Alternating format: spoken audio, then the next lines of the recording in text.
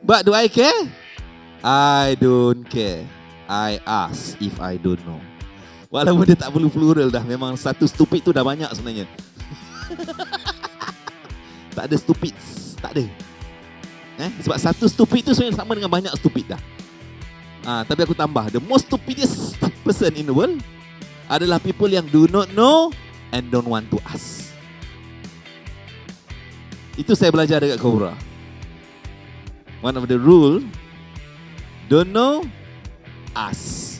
Itu salah satu dari prinsip dia. Dia ada 3 step, 5 step, 8 step, 3 rules of customer service.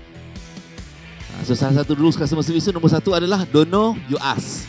Not sure, don't promise. Itu dia punya rule dia. I'm not going to teach you about the rule lah. I'm talking about don't know, you ask.